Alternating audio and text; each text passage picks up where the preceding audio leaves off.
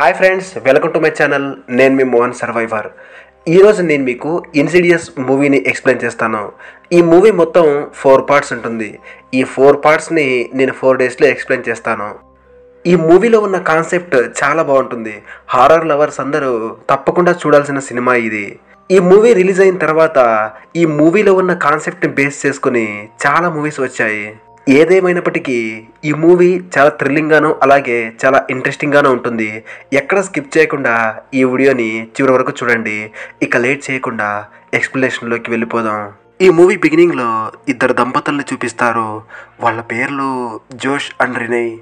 వాళ్ళకి 3 పిల్లలు ఉంటారు, ఫోస్టర్, డాల్టన్ అండ్ క్యాలీ. వీళ్ళు ఈ మధ్యనే కొత్త ఇంటికి షిఫ్ట్ అయ్యారు. వాళ్ళు కొత్త ఇంటికి షిఫ్ట్ అయిన తర్వాత ఒక 2-3 డేస్ అంత నార్మల్గానే ఉంటుంది. ఒకరోజు డాల్టన్ ఆ ఇంటి మేడ మీద ఆడుకుంటూ ఉంటాడు. పక్కనే ఉన్న ఒక రూమ్ డోర్ ఆటోమేటిక్గా ఓపెన్ అయిపోతుంది. డాల్టన్ దాన్ని ఫాలో అవుతూ ఆ ఇంటి అటిక్ మీదకి వెళ్ళిపోతాడు. ఆ అటిక్ మొత్తం చీకటిగా ఉంటుంది. ఆ చీకట్లోనే డాల్టన్కి ఒక క్రీపీ సౌండ్ వినిపిస్తుంది. ఆ సౌండ్ దగ్గరికి వస్తుండగానే డాల్టన్ పెద్దగా అరిచేస్తాడు. ఆ అరుపులో కిందున్న వాళ్ళ అమ్మా నాన్నలకు వినిపిస్తాయి. ఏం జరిగింది ఏంటో చూద్దామని వాళ్ళిద్దరూ పైకి వెళ్తారు. పైన అటిక్ మీద డాల్టన్ సైలెంట్గా కూర్చుని ఉంటాడు. ఇంతకీ అక్కడ ఏం జరిగిందో మనకు తెలియదు. వాళ్ళిద్దరూ డాల్టన్ని తీసుకెళ్లి బెడ్లో పడుకోబెడతారు. మరుసటి రోజు జోస్ డాల్టన్ రూమ్కి వెళ్ళి డాల్టన్ని పలకరిస్తాడు. డాల్టన్ ఏమో పడుకున్నవాడు పడుకున్నట్టుగానే ఉంటాడు. జోష్ కంగారు పడి డాల్టన్ని హాస్పిటల్కి తీసుకెళ్తాడు. హాస్పిటల్కి తీసుకెళ్లిన తర్వాత డాల్టన్ని చెక్ చేసిన డాక్టర్ జోస్తో ఇలా చెబుతాడు, డాల్టన్ కోమలోకి వెళ్ళిపోయాడు. ఇక్కడ షాకింగ్ ఏంటంటే డాల్టన్ బ్రెయిన్లో ఎటువంటి సమస్య లేదు, అంతా నార్మల్గానే ఉంది. కానీ ఎలా అతను కోమలోకి వెళ్ళిపోయాడో అర్థం కావట్లేదు. ఇలాంటి కేసుని నేను ఫస్ట్ టైం చూస్తున్నాను అని చెబుతాడు. జోష్ డాల్టన్కి అదే హాస్పిటల్లోనే 1 మంత్ వరకు ట్రీట్మెంట్ ఇప్పిస్తాడు. కానీ జోష్ మాత్రం కోమాలో నుంచి బయటికి రాలేదు. ఇక్కడుంటే ఎటువంటి ప్రయోజనం లేదని డాల్టన్ని జోష్ ఇంటికి తీసుకెళ్ళిపోతాడు. డాల్టన్ని ఇంటికి తీసుకొచ్చినప్పటి నుంచి ఆ ఇంట్లో చాలా స్ట్రేంజ్ ఇన్సిడెంట్స్ జరుగుతాయి. ఒకరోజు రేనే పైన తన కూతుర్ని పడుకోబెట్టి కింద పియానో వాయిస్తూ ఉంటుంది. తన కూతురు ఏడిస్తే ఆ సౌండ్స్ తనకు వినపడడానికి తన కూతురి రూమ్లో ఒక చిన్న మైక్ని ఫిక్స్ చేసి దానికి సంబంధించిన మానిటర్ని తన దగ్గర పెట్టుకుంది. రేనే అలా పియానో వాయిస్తూ ఉన్నప్పుడు తన కూతురు రూమ్ నుంచి ఒక క్రీపీ సౌండ్ వినిపిస్తుంది. ఆ సౌండ్స్ విన్న తర్వాత రేనే నా కూతురి రూమ్లో ఎవరో ఉన్నారు అని పైకి వెళ్ళి చూస్తుంది. కానీ అక్కడ ఎవరు ఆమెకు కనపడరు. నెక్స్ట్ సీన్లో ఫోస్టర్ డాల్టన్ గురించి ఒక భయంకరమైన నిజం చెబుతాడు. అదేంటంటే, నాకు డాల్టన్ దగ్గర పడుకోవడానికి చాలా భయం వేస్తుంది. డాల్టన్ రాత్రిపూట ఒంటరిగా నిద్రలో నడుస్తూ ఉంటాడు అని చెబుతాడు. ఆ విషయం రేనే నమ్మదు. ఎందుకంటే డాల్టన్ కోమాలో ఉన్నాడు, నిద్ర లేచి ఎలా నడుస్తాడు అని ఆమె దాన్ని రైట్ తీసుకుంటుంది. రోజులు గడుస్తున్న కొద్దీ వాళ్ళ ఇంట్లో ఆత్మలు పెట్టి టార్చర్ ఎక్కువైపోతుంది. ఈ విషయాన్ని రీనే తన భర్త జోష్కి చెబుతుంది. కానీ జోష్ రీనే మాటలు నమ్మడు. ఈ మధ్యనే రీనేకి డాల్టన్ రూమ్ లో ఒక భయంకరమైన చెయ్యి ఆకారం కనిపించింది. అది మనుషులదైతే కాదు, ఖచ్చితంగా ఏదో డీమంది. కొద్ది రోజుల తర్వాత మళ్ళీ రీనేకి తన కూతురు రూమ్ నుంచి భయంకరమైన క్రీపీ సౌండ్స్ వినపడతాయి. మళ్ళీ రీనే తన కూతురు రూమ్కి వెళ్ళి చెక్ చేస్తుంది. ఈసారి రీనేకి ఆ రూమ్లో ఒక డిమానిక్ ఫిగర్ కనిపిస్తుంది. ఆమె దాన్ని చూసి భయపడి అక్కడికి జోష్ని తీసుకొస్తుంది. కానీ జోష్కి ఆ రూమ్లో అలాంటి డిమానిక్ ఫిగర్స్ ఏమీ కనిపించవు. అప్పుడు రీనే, నాకు ఈ ఇంట్లో ఉండడం ఇష్టం లేదు, ఇక్కడ చాలా రకాల ఆత్మలు ఉన్నాయి, అవి ప్రతిరోజు మమ్మల్ని టార్చర్ చేస్తున్నాయి, ప్లీజ్ మనం వెంటనే ఇల్లు మారిపోదాం అని రీనే తన భర్తతో ఏడుస్తూ చెబుతుంది. జోస్ తన ఫ్యామిలీ మెంబర్స్ సేఫ్టీ కోసం వేరే ఇంటికి షిఫ్ట్ అవుతాడు. ఇల్లు చేంజ్ అయిన తర్వాత ప్రాబ్లమ్స్ అన్నీ దూరం అయ్యాయి అనుకుంటారు. కానీ వాళ్ళకు మళ్ళీ అలాంటి ప్రాబ్లమ్స్ ఎదురవుతాయి. ఒకరోజు జోష్ వాళ్ళ ఇంటికి జోష్ వాళ్ళ అమ్మ లొరైన్ వస్తుంది. ఆమె వచ్చి జోష్తో ఇలా చెబుతుంది, నాకు ఒక పీడకల వచ్చింది, ఆ కలలో నాకు డాల్టన్ రూమ్లో ఒక భయంకరమైన డీమన్ కనిపించింది. ఏమైందో ఏమో చూద్దామని ఇక్కడికి సరాసరి వచ్చేసాను అని చెబుతుంది. అలా లారెన్ జోష్తో మాట్లాడుతున్నప్పుడు జోష్ వెనకాల ఒక రెడ్ ఫిష్ డీమన్ కనిపిస్తుంది. దాన్ని చూసి భయపడి లారెన్ అక్కడి నుంచి వెళ్ళిపోతుంది.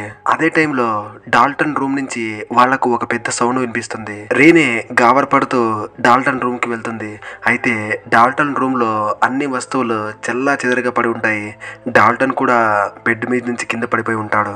అదంతా చూసి జోష్ వాళ్ళమ్మ లారెన్కి ఒక విషయం అర్థమవుతుంది. ఖచ్చితంగా ఇక్కడ ఏవో డీమన్స్ ఉన్నాయి, దీని పీడ వదిలించాలంటే నా ఫ్రెండ్ని పిలిపించాలి అని వాళ్ళ ఫ్రెండ్ ఎలిస్ని పిలుస్తుంది. వాళ్ళ ఫ్రెండ్ ఎలిస్ ఒక పారానార్మల్ ఇన్వెస్టిగేటర్. ఎలిస్ పక్కన ఇద్దరు అసిస్టెంట్లు కూడా ఉంటారు. ఎలిస్ వచ్చి డాల్టన్ రూమ్ ని మొత్తం చెక్ చేస్తుంది. అలా చెక్ చేస్తున్నప్పుడు ఎలిస్ కి ఆ రూమ్ సీలింగ్ మీద ఒక ఆకారం కనిపిస్తుంది. వెంటనే ఆలిస్ తన అసిస్టెంట్ ని పిలిచి ఆ డీమన్ యొక్క స్ట్రక్చర్ ని వివరిస్తుంది. అప్పుడు ఆ అసిస్టెంట్ ఆ స్ట్రక్చర్ కి తగినట్టే డయాగ్రామ్ వేస్తాడు. ఆ డ్రాయింగ్ పూర్తయిన తర్వాత చూస్తే అది ఒక రెడ్ ఫిష్ డీమన్ అని వాళ్ళకి అర్థమవుతుంది. ఆ డీమన్ ని చూసిన తర్వాత ఎలిస్ కి ఆ ఇంట్లో ఉన్న ప్రాబ్లం ఏంటో క్లియర్ గా అర్థమవుతుంది. నిజానికి డాల్టన్ కోమాలోకి వెళ్ళలేదు, కానీ అతని ఆత్మ వేరే లోకంలో ఇరుక్కుంది అని చెబుతుంది. యాక్చువల్గా అతని ఫిజికల్ బాడీ మాత్రమే ఇక్కడ ఉంది, కానీ అతని ఆత్మ మాత్రం వేరే లోకంలో ఉన్న డీమన్స్ చేతుల్లో బందీగా ఉంది అని వాళ్ళకు క్లియర్గా చెబుతుంది. అంతేకాదు డాల్టన్కి ఒక శక్తి ఉంటుంది. అదేంటంటే యాస్ట్రల్ ప్లేన్. ఆ శక్తి వల్ల డాల్టన్ ఆత్మ రాత్రిపూట వేరే లోకానికి వెళ్ళి వస్తూ ఉంటుంది. అలా ఒకరోజు డాల్టన్ ఆత్మ వేరే లోకానికి వెళ్ళినప్పుడు అక్కడ ఉన్న కొన్ని భయంకరమైన డీమన్స్ అతని ఆత్మని బంధించి టార్చర్ చేస్తున్నాయి. అతని ఆత్మని ఉపయోగించే ఆ డీమన్స్ మన లోకానికి మరియు వాటి లోకానికి తిరుగుతూ ఉన్నాయి. మళ్ళీ తిరిగి అతని ఆత్మ ఇతని బాడీలోకి వచ్చేంత వరకు డాల్టన్ కోమాలోనే ఉంటాడు అని చెబుతుంది. అది విని రీనే చాలా బాధపడిపోతుంది. ఎలా అయినా చేసి డాల్టన్ ఆత్మని తిరిగి మళ్ళీ తన బాడీలోకి ప్రవేశపెట్టండి అని వేడుకుంటుంది. కానీ అందుకు జోష్ ఒప్పుకోడు. ఇవన్నీ మూఢనమ్మకాలు, ఇవన్నీ నాకు అవసరం లేదు, మీరు ఇక్కడి నుంచి వెళ్ళిపోండి అని అందరినీ బయటికి పంపించేస్తాడు.